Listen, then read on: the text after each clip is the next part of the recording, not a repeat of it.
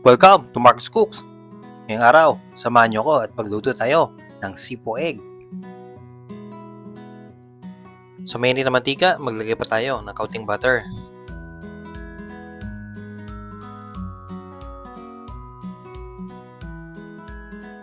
Umpisahan natin to sa pag-isa ng hipon. Sasama ko na rin dito yung ulo ng hipon. Medyo pipit-pitin lang natin to para lumabas yung kanyang lasa.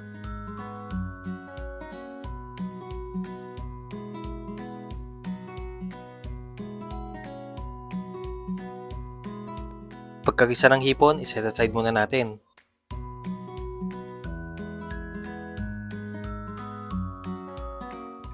Sunod naman natin ang ham. Isayin lang to hanggang sa mag light brown.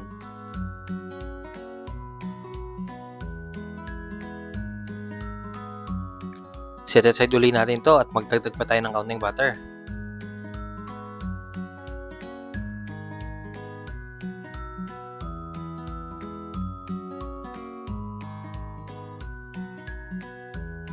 Sunod naman natin itong mushroom. Isayin lang natin to ng mga ilang minuto.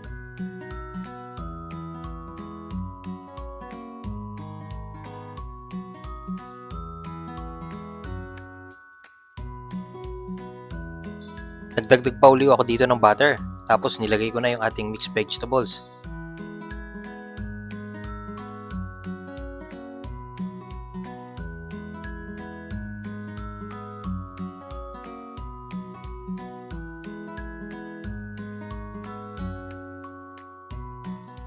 Pagkatapos ng gisa, set aside muna natin yung mixed vegetables.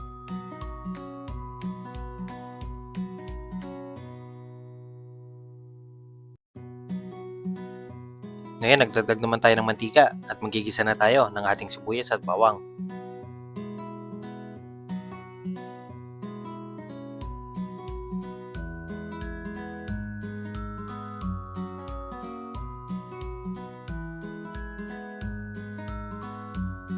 Ngayon ay pagsasama-samahin na natin yung mga ginisa natin kanina. Unahin natin ang mushroom, mixed vegetables,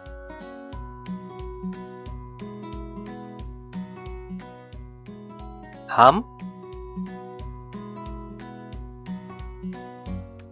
at yung hipon.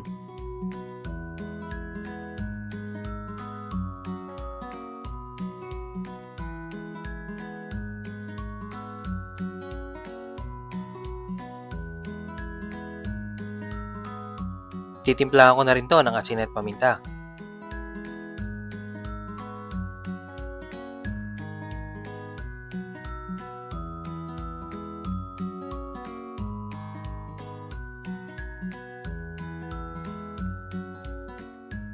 Ngayon ay maglalagay tayo ng chicken stock. Kung wala kayong chicken stock, pwede kayong gumamit ng chicken bouillon na pakuluan nyo lang sa tubig. Magdadagdag pa ako dito ng kaunting tubig dahil medyo nakukulangan ako sa sabaw. Next na idadagdag natin ay itong sitsaro. Ngayon ipakuluan muna natin to ng mga 10 minutes.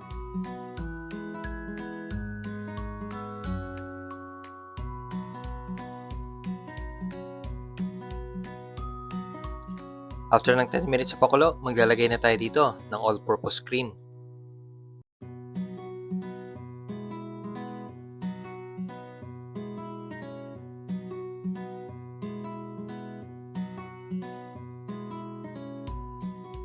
Ilalagay na rin natin yung mga itog pugo.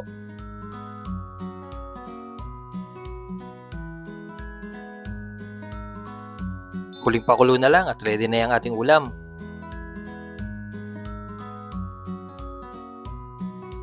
O yan, luto na ang ating sipo egg. Sana nagustuhan mo ang ating recipe.